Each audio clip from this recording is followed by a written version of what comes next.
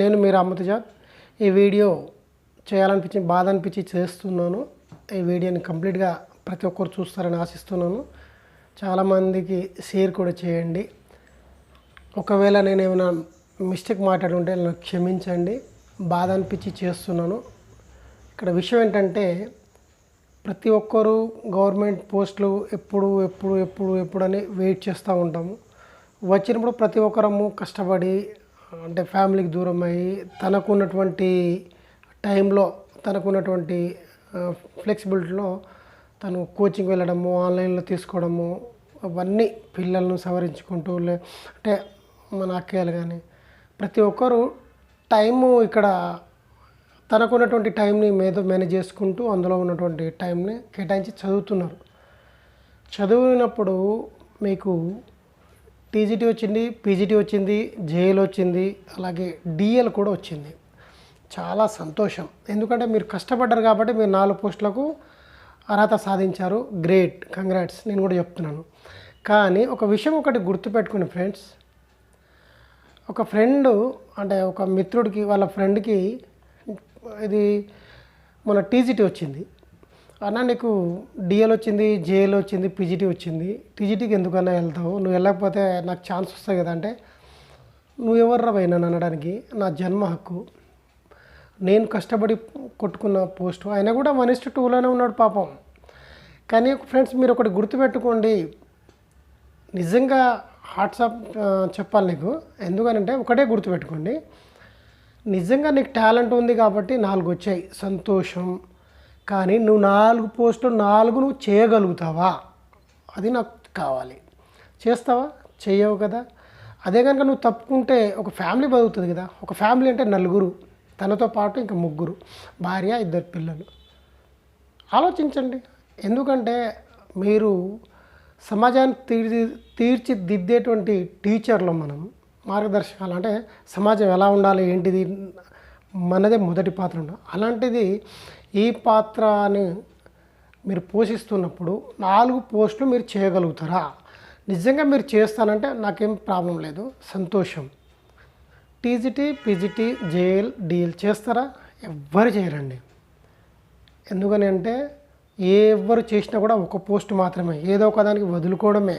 నాకు 4 వచ్చాయి, నాకు 3 వచ్చాయి, నాకు 5 వచ్చాయి అని చెప్పుకోవడం తప్ప మీరు 4 పోస్టులు చేయగలుగుతారా? కొట్టారు, సంతోషం. కానీ తెలంగాణ వచ్చిన కానీ చాలామంది వెనకబడి ఎప్పుడు జాబులు అన్యాయం జరుపుకుంటూ వస్తూ ఉంది.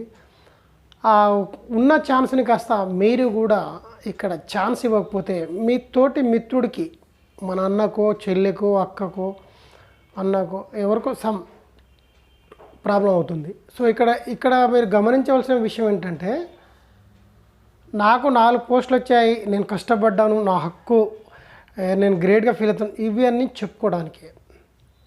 నిజంగా నీకు 4 పోస్టులు వచ్చాయి, నేను కూడా సెల్యూట్ చేస్తున్నా మనస్ఫూర్తిగా. కానీ 4 పోస్టులు నువ్వు చేయలేవు కదా బ్రదర్. నిజంగా నువ్వు చేస్తాను అంటే 4కి 4 వెళ్ళు, ప్రాబ్లం ఏం లేదు. అపాయింట్మెంట్ ఆర్డర్ తీసుకో, 4 జైన్గా 4 శాలరీలు తీసుకో. కానీ గవర్నమెంట్ ఒప్పుకుంటుందా? ఒప్పుకోదు కదా. ఎవరైనా సరే ఒక పోస్టు మాత్రమే. మీకు డిఎల్ వచ్చింది, మీరు టీజీటీకి వస్తారా? రారు కదా. పోనీ జేఎల్కి వస్తారా? రారు కదా. పీజీటీకి వస్తారా? రారు కదా. డిఎల్ పెద్ద పోస్టు కదా. మరి పెద్ద పోస్టును వదులుకొని చిన్నదానికి మీరు సర్టిఫికేట్ వెరిఫికేషన్ వెళ్తే నీకు ఏంటి ప్రయోజనం? నాకు ఒకటి చెప్పండి ఫ్రెండ్స్. అదే కనుక నువ్వు సర్టిఫికేట్ వెరిఫికేషన్కి వెళ్ళకపోతే నీ వెనకాల ఉన్నటువంటి మిత్రుడికి ఛాన్స్ వస్తాయి కదా. ఆ ఛాన్స్ వచ్చినప్పుడు తనకు భార్య, పిల్లలు లేదా పెళ్ళి కాకపోతే ఆయన కూడా మంచి కట్నంతో మంచి అమ్మాయిని ఇచ్చి పెళ్లి చేస్తారు. ఎందుకంటే మా అల్లుడు జాబ్ ఉంది, సో మంచి పోషిస్తాడని ఒక ప్రతి ఒక్కరి మైండ్లో ఉంటుంది కదా. అంటే అమ్మాయిని ఇచ్చే వాళ్ళ మైండ్లో కూడా అదే ఉంటుంది కదా, మా అల్లుడు ఎంప్లాయ్, సో మంచిగా పోతుంది మా పాప అని. ఎందుకు ఇలా ఆలోచించారు? మీరందరూ ఎడ్యుకేటెడ్ కదా, మీరందరూ చదువుకున్నటువంటి జాబ్ గురించి ఎంత కష్టపడ్డారు, ఎన్ని దారుణాలు చేస్తారు, ఎన్ని రాస్తారోకాలు చేస్తారు, ఏ ఆఫీస్ తిరిగారు, ఏ కోచింగ్ సెంటర్లో తిరిగారు, ఎక్కడెక్కడ డబ్బులు కట్టారు, ఆన్లైన్ ఫీజు ఏంటిది, మొబైల్ డేటా ఏంటిది, మొబైల్ కొనుక్కోవడం ఏంటి, బుక్స్లు కొనడం ఏంటి, తిండి లేక, నిద్ర లేక, హాస్టల్లో ఉండి బస్ ఛార్జీలు లేక ఒకసారి పస్తులు ఉండి ₹5 భోజనం రోడ్డు మీద తిని మీరు ఇంత కష్టపడి ఈ స్టేజ్కి వచ్చినప్పుడు లాస్ట్ మూమెంట్లో నా హక్కే భయ్, నేను కాదనట్లే కదా. కానీ నువ్వు 4 పోస్ట్ చేయగలుగుతావా? నేను చేయగలుగుతాను, నాకు అర్హత ఉంది, నేను 4 జాబులు కొట్టాను, 4 జాబుల్లో నేను జాయిన్ అవుతాను, 4 శాలరీస్ తీసుకుంటాను అని నువ్వు ఇక్కడ ఉంటే 4 కాదు 100 జాబులు కొట్టు, 100 దాంట్లో జాయిన్గా, ఎవ్వరికి ప్రాబ్లం లేదు. కానీ నువ్వు చేసేది ఒకే జాబు, ఒకటే శాలరీ మిత్రమా, అది గుర్తుపెట్టుకో. ఎందుకని అంటే ఏజ్ బార్ అయినటువంటి వ్యక్తులను అడిగి చూడు ఒకసారి. అంటే తీరా లాస్ట్ పాయింట్ వరకు వెళ్ళి ఆ గోల్కి రీచ్ కాకపోతే ఆయనకు తను చనిపోయేంత వరకు ఉంటుంది ఆ బాధ అనేది నీకు తగులుద్ది, ఓపెన్ చెప్పాలంటే. సో ఫ్రెండ్స్, మీరు నాకు కామెంట్ పెట్టినా పర్లేదు, మీరు చాట్ చేసినా పర్లేదు, ప్రాబ్లం లేదు. ఎందుకని అంటే తోటి ఒక ఫ్రెండ్గా మాట్లాడుతున్నాను. చాలామంది బాధపడుతున్నారు, నాకు అన్యాయం జరుగుతుంది, ఇట్లా జరుగుతుంది. ఏది చేసినా కూడా వెనుక ఉన్నటువంటి మిత్రుడు, ఒక చెల్లెనో, ఒక అక్కనో, ఒక అన్ననో, వీళ్ళు నా వాళ్ళు అనుకొని ఫీల్ అయ్యి నువ్వు ఏదైతే ఇస్తావో అదే నీకు తిరిగి వస్తుంది మిత్రమా, గుర్తుపెట్టుకో. ఇవాళ నువ్వు గడ్డ ఎక్కినావు అని చెప్పేసి తెడ్డుని పడేయకు. ఆ తెడ్డు ఎప్పటికైనా పనికి వస్తుంది, 100% చెప్తున్నాను, ఎప్పటికైనా పనికి వస్తుంది. అంతేగాని నాకు 4 పోస్టులు వచ్చాయి, ఎవడు ఎటు పోతే నాకేంటిది, అతను నా హక్కు, ఇది నా జాబులు, నేను సంపాదించుకున్నా, నేను కొట్టుకున్నా అంటే ఎస్ 100% నువ్వే కొట్టావు, నువ్వే చేసావు, నువ్వే రాసావు, నువ్వే సెలెక్ట్ అయ్యావు, 4 నువ్వే వచ్చావు, ప్రాబ్లం ఏం లేదు మిత్రమా. కానీ నువ్వు చేసేటువంటి జాబు ఒకే ఒక జాబు, అది కొంచెం మైండ్లో పెట్టుకోండి. సో పై పోస్టులకు వెళ్ళే వాళ్ళు పైనే ఉండిపోతారు కదా, కింది పోస్టులకు మీరు రిలిఫికేషన్ ఇచ్చిపోండి, వెనుక ఉన్నటువంటి వ్యక్తులకు వస్తాయి కదా. సో మానవత్వంతో ఆలోచించండి, మంచి మనసు ఉన్న వ్యక్తులుగా ఆలోచించండి మిత్రమ్మ. ఎందుకంటే నేను ప్రతి ఒక్కరి గురించి మాట్లాడుతున్నాను, నా ఒక్కరి గురించి కాదు, లేదా నా సెల్ఫ్గా నేనేదో మీకు ఏదో చెప్తున్నాను కాదు. ఎందుకంటే ఏజీ బార్ అవుతుంది. ఒక్కొక్కరు చూడండి ధర్నా చేస్తున్నారు, రాస్తారోకోలు చేస్తున్నారు, కోచింగ్ సెంటర్లో వెళ్తే కొన్ని వేల ఫీజులు వసూలు చేస్తున్నారు. కోచింగ్ సెంటర్ వాళ్ళు కూడా ఇష్టం వచ్చిన రీతిలో ఈయనకు వచ్చినట్టు ఆయనకు వచ్చినట్టు ఆయన, అంటే ఒకరి పోటీకి ఒకరు. ఇంకో విషయం ఏంటంటే ఎవరైతే 1:2 సెలెక్ట్ అయిన వాళ్ళకు మా కోచింగ్ సెంటర్లో వచ్చేసి మీరు సెలెక్ట్ అయ్యారని చెప్పేసి చెప్పమని చెప్పేసి. సో ఫ్రెండ్స్, మీకు నేను రిక్వెస్ట్ చేస్తున్నాను, మీరు ఎలాగైనా అనుకోండి, నన్ను తిట్టినా పర్లేదు, కానీ మీరు ఒకే పోస్ట్లో వెళ్తారు కాబట్టి వేరే మన మిత్రులకు ఛాన్స్ ఇవ్వండి. మన అన్నకో, మన చెల్లెకో, మన అక్కకో, మన అన్నయ్యకో ఛాన్స్ ఇవ్వండి. ఛాన్స్ ఇస్తే వాళ్ళు కూడా మనలో ఒకడుగా వస్తారు. ప్లీజ్, ఇది నా రిక్వెస్ట్ అనుకోండి, డిమాండ్ అనుకోండి, ఇంకేమైనా అనుకోండి. సో ఫ్రెండ్స్, నేను మీకు ఒకటి చేతులు జోడించి చెప్తున్నాను, ఫ్యామిలీస్ బాగుతాయి, అందరికీ పెళ్ళిళ్ళు అయ్యి పిల్లలు పెద్ద పెద్దగా అయి ఉన్నారు, వాళ్ళకి ఛాన్స్ వస్తుంది. ఆ ఛాన్స్ వస్తే మీకు తలుచుకుంటారు ఫ్రెండ్స్, ఓపెన్ చెప్తాను కదా. మనం చేసే మంచి పని అది ఎక్కడైనా అడ్డు వస్తుంది, మన పిల్లలకు కానీ ఎక్కడైనా మన లైఫ్లో ఎక్కడైనా అది అడ్డుకు వస్తుంది. ఇది ఒకటి గుర్తుపెట్టుకోండి. ఎందుకంటే నాకు బాధ అనిపించింది, చాలామంది కాల్ చేస్తున్నారు, అన్న ఇట్లా సంగతి చాలా బాధ అనిపిస్తుంది. ఎందుకంటే తను కూడా రీచ్ అయ్యిండు. నిజంగా 1:2లో లేకపోతే ప్రాబ్లం లేదు, కానీ చాలామంది ఉన్నారు కదా మన మిత్రులు, వెనుక ఉన్నటువంటి అక్క చెల్లెలందరూ వెయిట్ చేస్తున్నారు. చదవడానికి ఓపిక కూడా లేదు, ఫీజులు కట్టడానికి డబ్బులు కూడా లేవు, పిల్లలు ఎదిగారు, రెంట్లు పెరిగాయి, కరెంటు బిల్లు పెరిగింది, కూరగాయలు పెరిగాయి.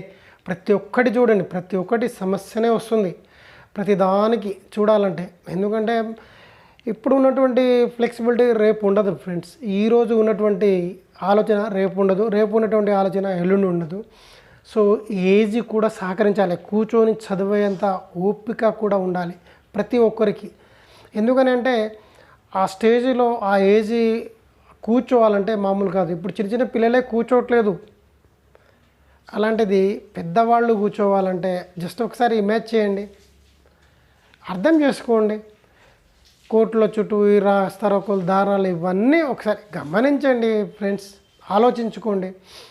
మన మిత్రులు, మన చెల్లెలు, మన అక్కయ్యలు అట్లా ఫీల్ అవ్వండి. మీరు 4 పోస్టులు నిజంగానే జాయిన్ అవుతాము, శాలరీస్ తీసుకుంటాం అంటే ప్రాబ్లం ఏం లేదు. కానీ మీరు తీసుకునేది ఒకటే పోస్టు, ఒకటే శాలరీ, ఒకటే జాబ్, ఒక దాంట్లోనే జాయిన్ అవ్వాలి, ఎందులోనే సరే. లాస్ట్కి మీకు కలెక్టర్ వచ్చినా కలెక్టర్నే జాయిన్ ఆ పోస్టులో కూర్చోవాలి తప్ప మీరు 4 పోస్టులు నేను రాశాను అన్నిట్లో కూర్చుంటానని ఎవరు కూర్చొనియరు. అది చట్ట వ్యతిరేకమైన చర్య అది. కాబట్టి నేనేమంటున్నాను మీకు వాస్తవం చెప్పాలంటే, మన మిత్రులకు ఛాన్స్ ఇవ్వండి. మీరు చెప్పుకోవడానికి నాకు 4 వచ్చాయి 10 వచ్చాయి అంటే పేపర్లో వస్తుంది, మీడియాలో వస్తుంది. 4 కొలులు కొట్టాడు, 4 ఇది చేశాడు, దానివల్ల వచ్చేది ఏముంది? ఏం రాదు. కానీ గవర్నమెంట్ ఏంటంటే మీరు జాయిన్ అయితే అక్కడ మేము ఫుల్ఫిల్ చేసామని చూపించుకుంటారు. కానీ మీరు జాయిన్ కాకపోతే వెనుక వాళ్ళకి ఛాన్స్ ఉంటుంది. మీరు డిఎల్కి వెళ్ళారు, ఇప్పుడు పీజీటీ ఫస్ట్ ఇచ్చారు, పీజీటీలో జాయిన్ అయ్యారు. మీరు డిఎల్కి వెళ్ళారనుకోండి, ఇక్కడ రిలిఫికేషన్ ఇవ్వకపోతే ఈ పోస్ట్ కూడా ఫిల్ అయినట్టే ఉంటుంది. సో ఫ్రెండ్స్, నేనేమంటున్నాను, వెనుక మన అన్నలు తమ్ములను అక్క చెల్లెలను చూసి మీరు ఛాన్స్ తీసుకోండి.